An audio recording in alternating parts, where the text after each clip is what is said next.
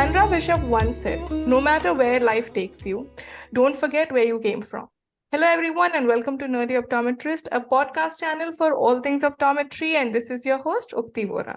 Before we get started with the episode, please remember to like, share, and subscribe to Nerdy Optometrist on your favorite channel, and do share it with all your friends and colleagues.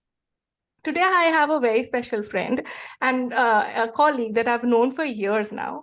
And the quote that I started with, talking about roots and not forgetting where you came from, she actually defines and lives that life today and is a true example of what we all should be inspired from. And it's such a pleasure to have Miss Isha Dave with us today. Isha Dave has done her BSc Honours of Optometry from City University and Masters in Clinical Optometry from City University's UK. She is the Proprietor and Senior Optometrist at Primary Eye Care Center with her interest in specialty contact lenses and myopia management. She is a senior faculty at Lotus College of Optometry, Mumbai, fellow of IACLE and BCLA, and currently she is in a new adventure of being a co-founder at Asira, an optometry EMR and practice management software. She is definitely a nerd if you haven't realized it. So welcome, Isha, to the Nerdy Optometrist family. Thank you so much, Ukti, and thank you for inviting me to be on the show. I am very, very excited to be here. Likewise. So I have known you for years now, but I don't know this one question which I ask everyone of how did it all started? Like, how did you bump into the field of optometry? Was it something you had planned, or was it an accident for you, just like many of us? Me getting into optometry was no bumping at all. It was completely 100% planned. Okay. As tradition says, we tend to follow in our parents' footsteps, which is exactly what I did. So my mom is an optometrist. I am pretty much followed in the same footsteps as her. I went to the same college as her. She also studied in the UK and moved to India. I also studied in the UK and moved to India. And I'm also myself, I've been very myopic since the age of 6. So besides being surrounded by eye care, I also related to it quite well because I had my own eye issues from a very young age. So it was I feel like it's kind of in my blood. Absolutely, yes. And for all of us who are in India, we definitely know your mom and her success stories and how incredible work she has done in the field of optometry as well as like in contact lens space. So you definitely do carry the legacy and bring in more and more things for people in, practicing optometry in India. But you went to UK to study, but sometimes we are tempted to just stay there because the standards are better. The profession has a different recognition, different state compared to what it is in India. But I want to know, how was your professional journey overall? Going to study was one thing, but tell me more details about it. So actually, this is my second tour of India. So I moved, my family, my dad is Indian, he's from India. My mum actually grew up in East Africa. So typical Gujarati family who moved from India to East Africa in the 50s. And that's where she was born and raised. And she moved to the UK. That's where my parents met, and that's where I was born. And then when I was about 3.5, we all packed up and moved to India, which was great. I enjoyed having my childhood in India. But when I was 10 years old, they shipped me off to boarding school back in the UK. Okay. So I've been in the UK for many, many years, had been. So finished secondary school, finished university, even bought a house, worked for a couple of years. I was exactly as you said, I was on track to just be there. That was the plan. The plan was just, okay, this is where I'm going to be. This is going to be my life. And what I realized is that it was great as a child, I went there when I was a child. So as a child, as a teenager, as a student, it was wonderful. I had a great time. However, the second I graduated from university and entered the world of work and real life, I realized being there alone with no family. Of course, I had a lot of friends and everything, but being there alone with no family was challenging. And the work culture in the West is very different from the work culture here. The sense of community in the West is very different from the sense of community here. So I feel I sort of started feeling that also. After I graduated, I worked for a company for a year. It's now known as Boots Opticians. So I worked with them for a year, and then I stopped working for them, and I was what we call a locum. For those who don't know, a locum is somebody who gets paid by the day. And the money is great. I'm not going to lie. We get in the UK optometry, locums get paid between 250 and 300 pounds a day, which is nice, you know. However, it's like I felt like I was a glorified factory worker. So I'd go to all these opticians, I'd see 25 patients a day, and most of them just regular, normal patients. Like occasionally I'd see something interesting, occasionally, you know? And so within 2 years of being a glorified factory worker, a very well-paid, mind you, glorified factory worker, I was like, I think I need to find something better. So I tried to apply to Moorfields Eye Hospital and some of the other eye hospitals in London, thinking maybe, you know, I'd do some more interesting work, but they said you need 3 years of work experience. And at that point, I only had 2. And then I got ants in my pants and I got really impatient. And I was like, I can't keep doing this. I need a break. So I came to India for like 3 months. A sort of mom was looking at semi-retiring and like winding down her practice. And I sort of would pop in now and then and see what's up. And thought, you know, this is an interesting opportunity. I saw that she was doing a lot of specialty contact lens fitting, which I knew nothing about, like absolutely nothing. I'd been a factory worker for these last 2 years. So I knew nothing about that. And, you know, she was working with a lot of ophthalmologists, and that was something I was interested in. And so when she was talking about winding down the clinic, I was like, hold on a second, like, let me sort of have a look at this opportunity. And so for a whole year, so most of 2010, I went back and forth between the UK and India, trying to live this like double life where I'd spend like three months in the UK and work locum 7 days a week and save up enough money to come and earn nothing for 3 months in India and just spend, you know.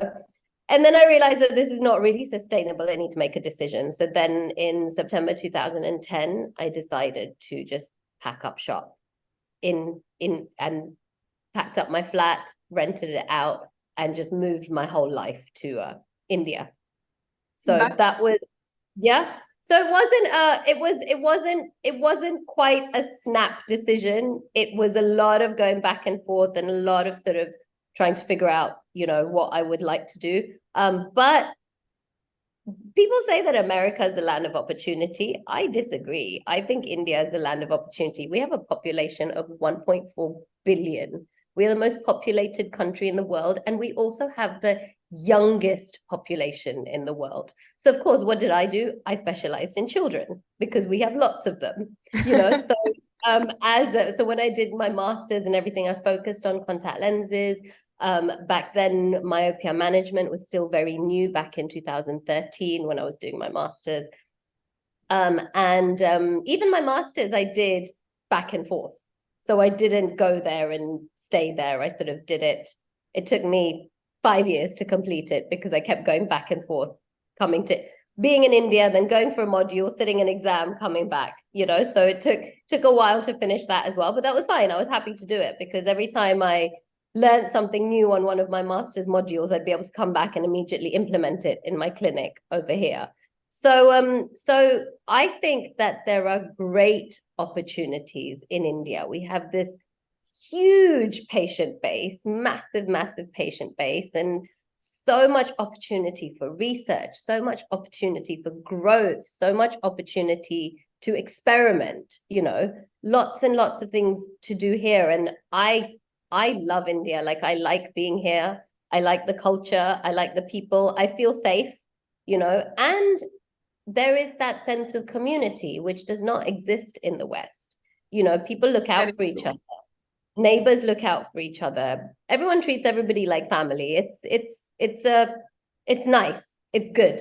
Coming from a place where people really could not, won't look at you twice, and won't, and each to their own. Coming to a culture where people actually look out for each other is a very refreshing thing. Absolutely. And I think a couple of things that you mentioned are incredible. And a huge shout out to your mom, because I have to say that she had a contact lens specialty practice in India, which is very rare for, or probably never heard of. I'm sure she had her own struggles when she started off, right? So people in the West, or people, listening, might feel like opening a contact lens specialty clinic is not a big deal. Well, I have to share this, that in India, there are not many optometrists who have specialty contact lens clinics. To build one, to have that patient base, to create something which is different, create a whole different opportunity for yourself has been a huge thing. And I probably only knew your mom when I was studying as well. Someone who had this kind of a practice to begin with. So actually, I don't think that's quite true anymore, because in my travels across the country, I have found that optometrists here, the ones who really want to apply themselves, and there are many, Yeah. They are smart, they are ambitious, and they are adventurous. They're not afraid to try anything new. I have colleagues in the UK who've been doing the same factory work for the last 15 years. Yes, and whereas I see young optometrists, so as you know, I'm a faculty at Lotus College, and some of these kids are so enterprising and so smart and very ambitious. And I really appreciate that when I see that here. And optometrists here now, with the tools that we have. So my mom moved to India in 1987 when contact lenses was not really a thing. Yes. And we didn't have refractive surgery then either. So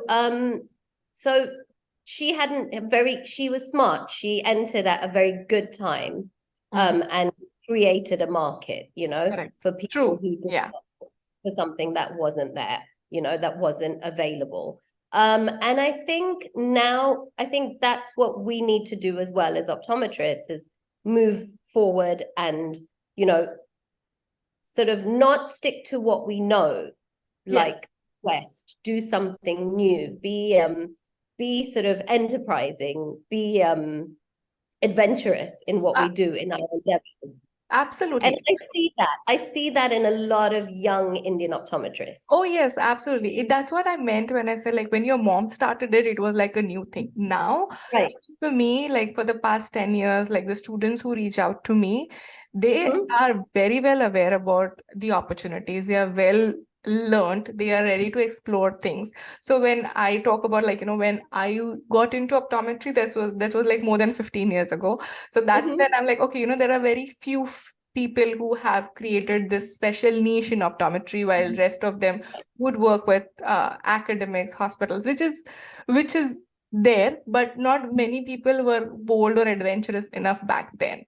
And now definitely the scenario is completely different. Specifically, like, people have started working and building more and more like startups working for them. Like, that entire culture has now come up in India as well, right? So that's definitely very different now than when it was, even when I was studying, or I'm sure for your mom when she started, finding this niche and space.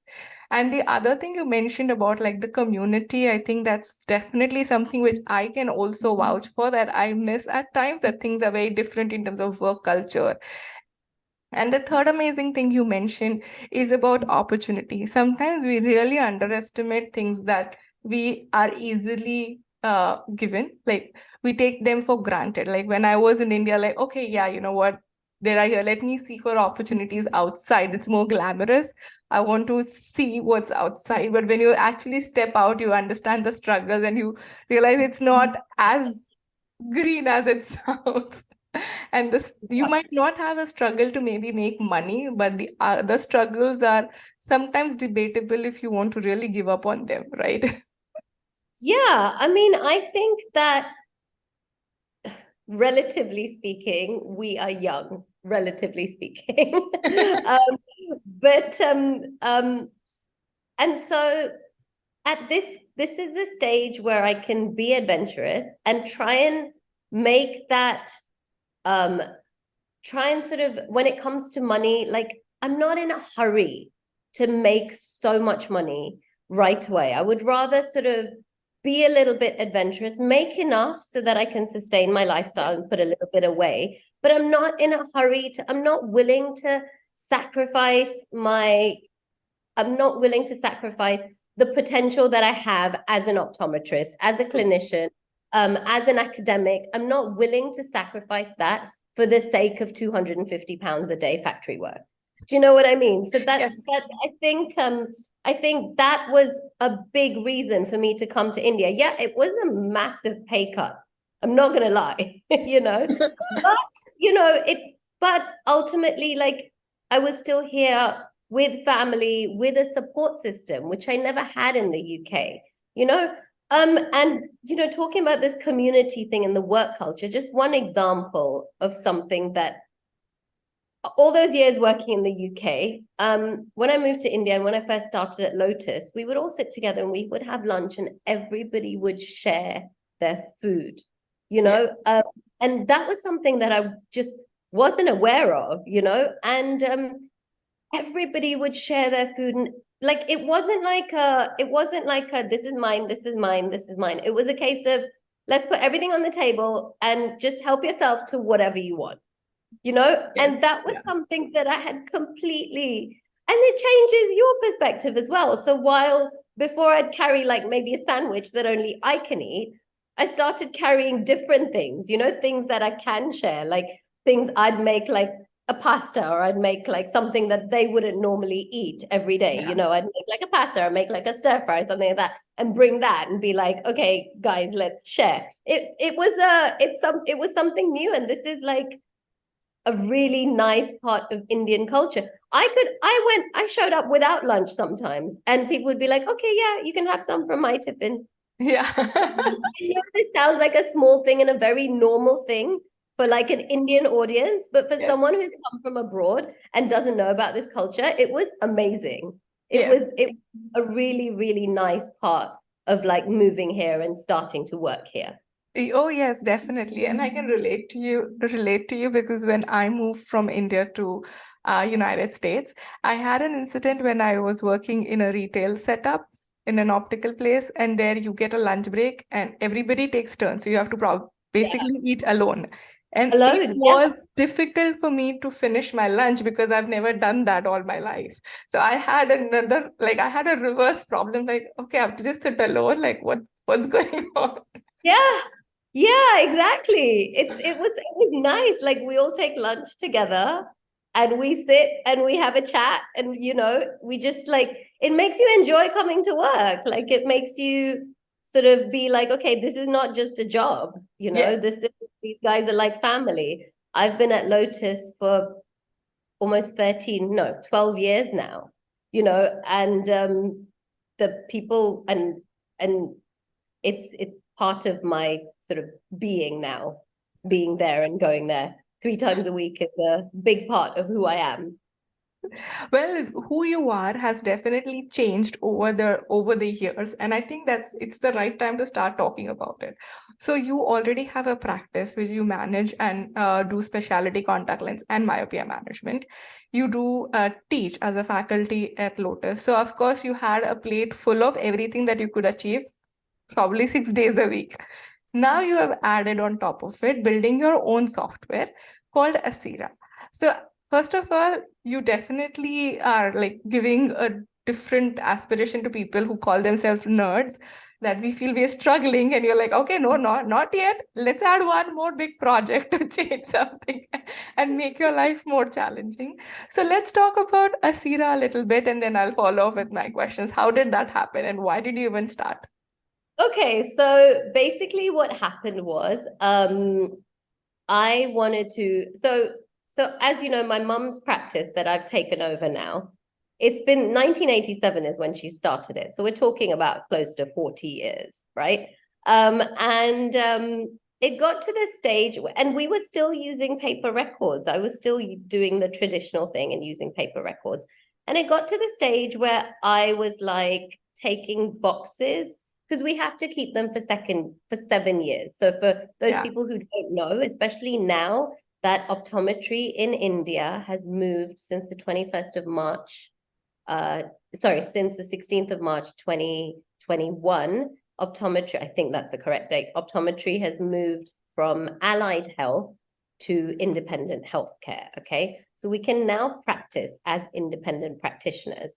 That's a huge thing for us, like a huge thing. Like I always had an ophthalmologist on my payroll all these years, even my mum before that. We always had an ophthalmologist on the payroll because technically we are allied health. Right. I don't need to do that anymore. Like I don't need to, I mean, I still have my tie-ups with my ophthalmos, but like I don't need to have one on my payroll because we can now practice independently, which is a huge step for us. And we have to give a massive shout out to OCI and ASCO and all of these huge organizations that have worked really, really hard. I didn't see this happening before I retired, but here we are. It's fantastic. And now that we're independent healthcare practitioners, we will be regulated a lot more stringently, okay? So that's why OCI is working very hard to put legislation in place to be a regulatory body where people have to register and do continuous education and training to stay up to date, to continue practicing as an optometrist. And one of those regulations will be maintaining clinical records, okay? There is a lot of people now who are not maintaining any clinical records. But as independent practitioners, I guarantee you that legislation will come in place. And those people who are in talks with the government right now will attest to that as well. So if you have a look at the OCI website, they have a section called the best practice standards, okay? Best practice standard is a set of guidelines that optometrists should be following to carry out a comprehensive eye examination, okay? Now, that is something that a lot of us have been doing all these years anyway, but also many people haven't. So it's something that OCI is working very, very hard to introduce and to try and get everybody to start moving in that direction, because ultimately we will be regulated, and we will be, if we want to call ourselves optometrists, we will be, by law, we will have to conduct comprehensive eye examinations. And this stuff is just around the corner. We're not talking about 5 years away, 10 years away. We're talking about in the next couple of years. So we have to maintain clinical records for 7 years as per the General Medical Council. So this is, and I assume a lot of these things will be based on what doctors and dentists do. So I have to maintain clinical records for 7 years. So I was getting to the point where I had to bring boxes of paper records and store them in my house. Like I have boxes stored in my bedroom cupboards because there was no space left at my clinic to keep records. I was like, okay, that's about it. I'm not prepared to do this anymore. And like, it is 2022. We need to move into the future. I need to go digital. Like, this is ridiculous. And when I was working back in England in 2009, 2008, 2009, things were going digital then. And it's been so many years. It's been almost 15 years since then, right? And still, in optometry in India, we don't have anything. Now, a big question is, why is Asira unique from other like EMR software, right? Like, what is it that, like, why not just use a Practo? Okay. Yeah. So what I did was, I was looking to sort of invest in a software. So I did a lot of research, went online. I found a couple of like international companies, American companies, Irish companies, and I looked into it, and I was like, oh, look, this is great. And they're like, oh, great, that's only $200 a month. And I was like, only, do you know how much that is in rupees a month? Are you kidding? I was like, listen, That's not happening. they're out. That's not happening, right? They're out. And then I looked at some local software. So I looked at some ophthalmology softwares, which were great. However, they were very, very complex. I wouldn't use about half of what was on there. And stuff that I do, which is contact lenses and binocular vision and, various different vision therapies, things like that, things that I do as an optometrist, low vision, for example, things that we do as optometrists was not on there, so you're giving me a software. So either it's just too generic where I end up having to type. So typing is not much faster than writing. So if I have to type everything that I'm going to write, it gets I might as well just write it. I might as well just write it, it's not, and on top of that, I'm paying money for this. So yes, okay, it solves my storage situation, but it's not, in fact, it's going to take me longer because your software is so complicated. It's going to take me like a couple of weeks to figure out how to use it. And then on top of that, it's not giving me everything I need as an optometrist. So if you look at, say, a general physician or maybe, a cardiologist or like an ENT specialist. I'm saying ENT because I went to an ENT specialist recently. And what do? They basically take your history, they poke and prod at you a little bit, and then they prescribe medication. And that's like the entire examination done, right? As optometrists, we take a history, we check vision, visual acuity, we do a refraction, we do an objective refraction, we do a subjective refraction. We want to document the history, we want to document the vision, we want to document the objective refraction, we want to document the subjective refraction. We do some basic binocular vision tests. Basic binocular vision tests is maybe 5. So we'll maybe do check to see if there's suppression. So we do a work 4 dot. We might do a cover test. We might do near point of convergence, near point of accommodation, maybe pupils and motility as part of our routine eye exam. Yeah. Okay. We've not even reached halfway yet. Okay. Then we're going to pull out our slit lamps. We're going to do a full anterior segment evaluation. Then we're going to pull out our ophthalmoscopes or our Volt lens. We're going to do a posterior segment evaluation. We're going to find 5 different things wrong with this patient. So they need new glasses. They have blocked meibomian glands.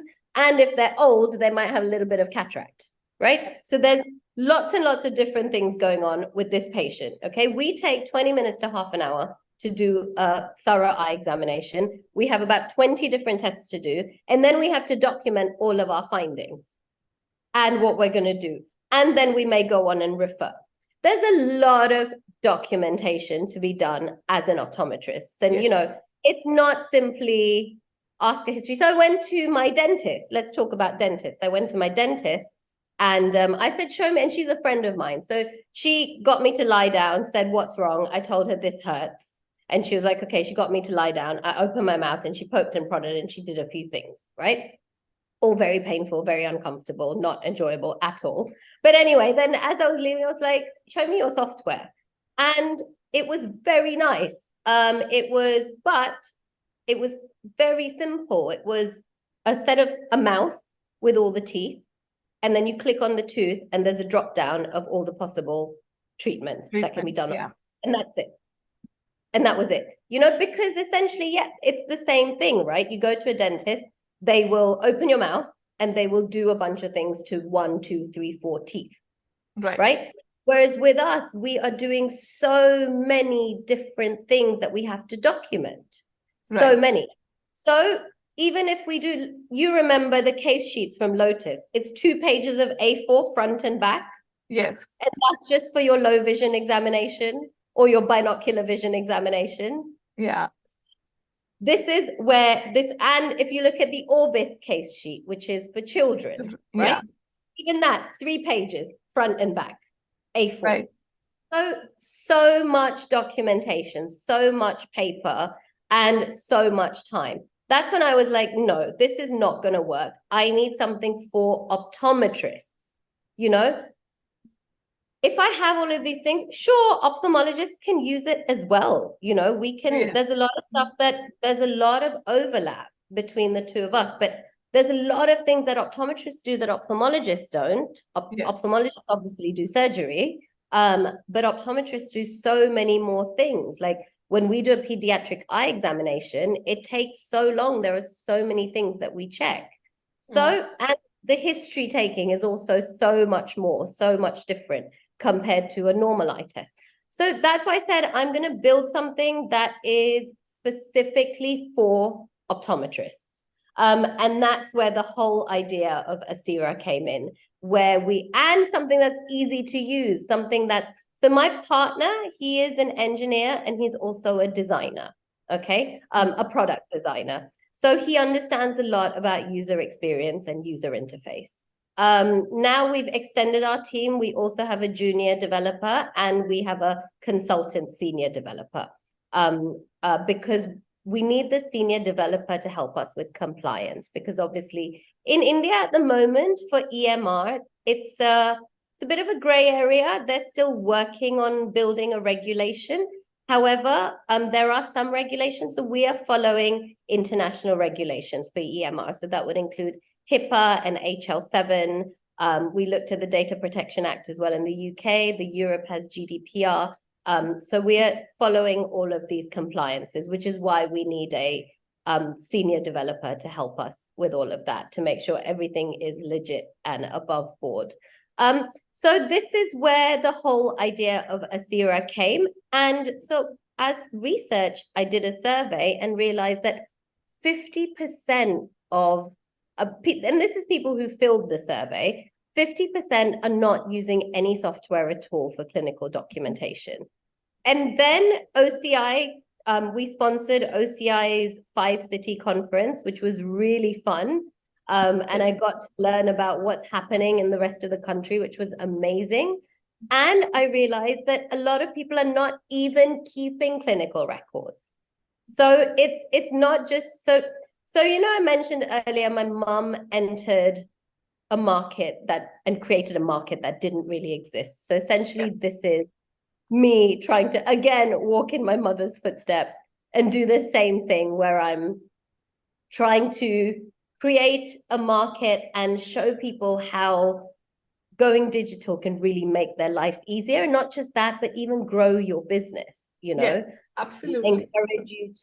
Encourage you to be better practitioners, and encourage you to really use go digital and use software to your advantage. Absolutely. And I think I personally feel that's definitely the right path to go in, especially with so many things happening in the technical space, where you want to expand your practice, where you want to go beyond four walls, right? Like documenting on paper. And also sometimes it's difficult to kind of get that file, you know, you have to kind of, it's such a hassle to kind of go back and forth in the records, versus this is all digital. You get everything in a click. Like, when you can pay just by scanning your phone, why not keep a digital record? Exactly. And the other thing is that the West, so America, UK, I mean, Australia's technically not West, but, you know, these places, it's a norm. EMR is a norm. Like you worked in an optical and an optometry practice, right? So you know that EMR and software is a norm. People don't use paper anymore. Why are we behind? Like, this is something, why are we behind? Like, we have the brightest minds in the world. All the biggest CEOs are Indian. All the biggest CEOs in America, the CEO of Google, the CEO of Microsoft, Indians. So we have the smartest minds in the world. We have the best engineers in the world. Did you know that for people who are applying to IIT, most of them have already got into Harvard, Stanford, and MIT? And those are their second choices, because their first choice is IIT. And if they don't, the BBC did a documentary on this. And if they don't get into IIT, then they'll go to their Harvards and their Stanfords and their MIT, because we have the best engineering minds in the world, you know, and we have the youngest population in the world. and young people understand tech. I don't understand tech as well as my Optom does, who's 12 years younger than me, you know, and she's so much faster and so much quicker. And, you know, these people are our future. So I want to have a product ready for young optometrists. And this is specifically built for optometrists, for eye care professionals, because we have a lot of documentation to do, a lot. Absolutely. And I think this is incredible. And, as you even mentioned about this earlier when we started recording the episode, is there's a lot of opportunity in India. And to talk about, you started picking up or working in the space of following your mom's practice, like specialty contact lens, myopia management, right? And now you also found this whole opportunity of EMRs, which of course didn't exist specifically in the optometry space, but you kind of, instead of complaining about it or living with the fact, yeah, it does not exist, you found a solution and you're working towards it. And that's something which is very inspirational. And I really hope everyone listening to this episode will reach out to you just to learn a little more about Asira and how can they use it maybe today, tomorrow, in the future. I'm sure it's very interesting just to learn a little more about new products coming in the market, for sure. Thank you. I hope so too. That would be lovely. For all those listening to this episode, I'll be dropping the information of Isha as well as Asira. So feel free to reach out to her. And she's definitely an incredible person to talk to. I have done or seen a demo of Asira, and it's definitely worth checking out. It's simple, smart, and very specific for your needs. So definitely do check it out. And the nerdy optometrist, so fellow nerdy optometrist, thank you so much for giving me this opportunity to talk about Asira and to talk about India in general. So I just wanted to mention that I know a lot of you young kids are very, very keen on, leaving the country and going out and seeing what's out there. And I would encourage you to sort of look around you first. Yes. See what opportunities you have. How can you contribute to your own community, to your own society? And what can you do for your own people before you sort of head out? Yes. Step out. Just give it some thought. Don't be in a rush to go away, to run away, to, see what's out there. There's a lot of opportunity right here at home, a lot. Absolutely. So don't give up on that opportunity. Absolutely. And I think we've learned a lot about your journey, Asira, but I think it's time to jump into my game segment where we'll not be talking anything about, or maybe a little bit about optometry, but mainly about who you are. So I'm excited to learn more about you as Isha Dave, not the optometrist. Fun. I love games. So this is a very simple one. It's a rapid fire round. Okay. So you're already in the hot seat. So we just ask you some questions and you just have to answer whatever things comes first in your mind. Okay. All right. So first question, tell me about your favorite destination. South Africa. All right. Tell us about your hobby or something you like to do during your downtime. I have 4 animals. Okay. So you have no downtime with 3 jobs. So, okay, I give up on that question. But no, my 4 animals are really just the most important thing. It sounds crazy, but they're the most important thing to me in the world. They give me so much peace. Like when I come home after my 3 jobs, I come home and see these like amazing, adorable faces that just love you no matter what. Even if I just went out and killed someone and came home, they'll still love me. So yeah, they are. It's if you guys, if people who love animals, I'm sure you'll appreciate this. It's just wonderful having them around. So yeah, they're my hobby. All right. Okay. Tell us one thing about you which people don't know. One thing about me which people don't know. I actually suffer from quite bad anxiety.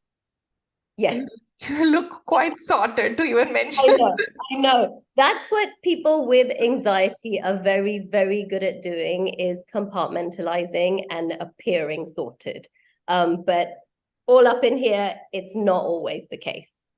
So little, raising awareness a little bit about mental health and anxiety. People who look sorted may not always feel sorted. So be kind. Yes, absolutely. I think that's a good thing to share and create awareness as well. Tell us about your favorite cuisine. Oh, Japanese, number one, top. All right. Japanese for sure, followed by Lebanese, like Thai food also. And of course, pizza. Like, who doesn't love pizza? Wonderful. If you were to interview someone, dead or alive, who would that be, and what would be the question? Oh, wow, that's a big question. Sorry, if I were to interview someone, dead or alive, who would that be, and what would be that question? Yeah. Nelson Mandela. And what would be your question? Where did you find the strength to forgive? Wonderful. If we were to write an autobiography about your journey, what would you like the title to be? Oh my goodness. What would I like the title of my book to be? Probably Optometry and Beyond.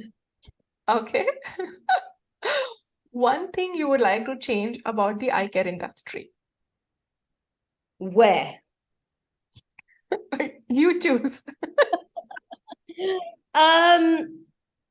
At least in India, I would like optometrists to empower themselves more. Like, I would like it to come from within. I would like optometrists to take much more pride in what they do. That's wonderful. All right, so you did wonderful in the rapid fire round. I definitely know to take you to the Japanese restaurants whenever we meet, wherever we meet. And if you don't get anything, pizza is going to be our dinner. Pizza is not going to be a problem. All right. So thank you so much, Isha, once again for your wonderful conversation. And before I let you go, do you have any final takeaway message? I think I've pretty much said it all, but just to summarize, young optometrists, please don't leave us, stay here and empower yourselves. You know everything, just find the confidence to sort of do it and be adventurous, and don't be scared. Fear can be crippling, but you just have to the rewards are amazing if you can overcome that fear. And most importantly, be kind.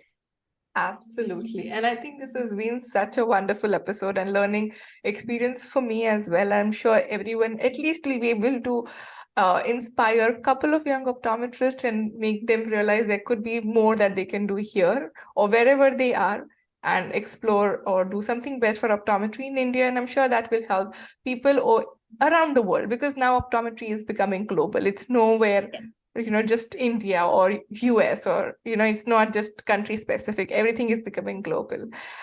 So with that, thank you once again, Isha, for all your insights, for sharing everything you do, for inspiring us and building Asira. Wish you good luck and all the success with this new journey that you have started.